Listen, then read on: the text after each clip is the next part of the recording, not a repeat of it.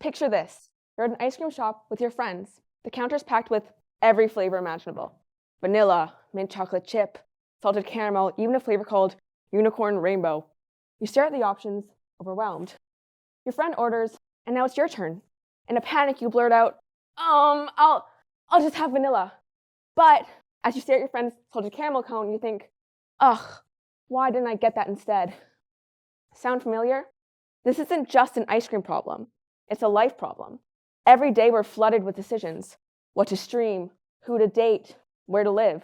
In fact, on average, some sources say that we make around 35,000 decisions a day, from the mundane to the monumental. But here's the kicker. More options don't make us happier. They actually make us more anxious, less confident, and ultimately dissatisfied. Think back to that ice cream shop. And at first, all those flavors looked really exciting, but instead of feeling empowered, you froze. This is what Barry Schwartz calls the paradox of choice. The idea that too many options overwhelms us, making decisions harder and less satisfying. Let's look in more depth at what happens when we make choices. First, our brain just can't handle it all. We experience decision overload. Instead of carefully comparing all those options, you freeze. At the ice cream shop, that's when you blurt out vanilla just to escape the pressure. With so many possibilities, we also start thinking that one of them must be perfect. But when reality doesn't match, we feel disappointed. That vanilla cone, it's perfectly fine, but it doesn't feel great because salted caramel already became the better option in your mind. We also start thinking about what we didn't get. Psychologists call this counterfactual thinking, constantly wondering, what if? Instead of enjoying your choice, you fixate on the alternatives. The result? Less satisfaction.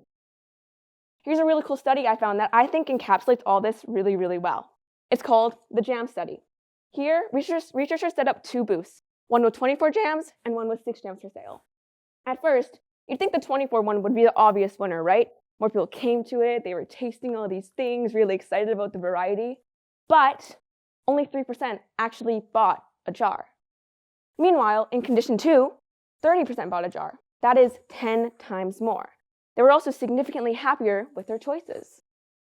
So now let's look what's happening in your brain when you're overwhelmed by options. First, deep in the cerebrum, the anterior cingulate cortex, or the ACC, acts like the decision referee. It weighs those pros and those cons, guiding you towards the best option. Meanwhile, in the basal ganglia, the dorsal striatum, or the DS, acts like the brain's motivator, fueling your drive to act and engage on those choices.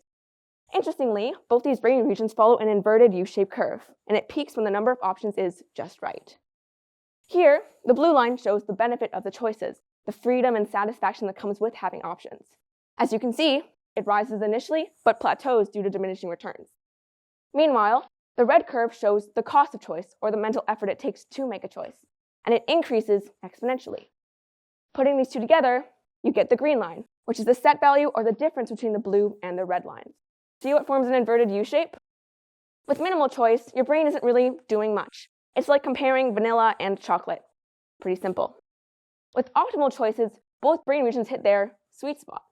The ACC weighs those pros and those cons, and the DS motivates exploration. But with too many options, your ACC signals, oh my god, this is too much, and the DS becomes overwhelmed, leading to indecision. So, with too many choices, your brain isn't just overthinking, it's overworking. Each system has its limits. When they're pushed too far, the decision-making process breaks down. This can leave you feeling really stuck and sometimes tempted to avoid choosing altogether. But don't worry, guys. I'm not going to leave you all high and dry. Here's some tips that can maybe help with this process. First, simplify your choices. As shown in the JAM study, limiting your options led to better decision-making. At the ice cream counter, instead of taking all of those flavors into account, maybe narrow it to 3 and choose from there. Second, embrace good enough thinking. Nobel Prize economist Herbert Simon coined the term satisficing, choosing what's good enough instead of chasing perfection. Research shows that satisficers, those who embrace this mindset, tend to be happier and more satisfied with their choices than maximizers, who strive for perfection and usually feel regret in the end. Lastly, pre-decision. Have a go-to choice to prevent that mental overload in the moment. So, in essence, the paradox of choice shows us that more is not always better. Next time you're in the ice cream shop, think. It's not about finding that perfect option. Life isn't about perfection, it's about making a choice and owning it. Don't let too many options freeze you in place.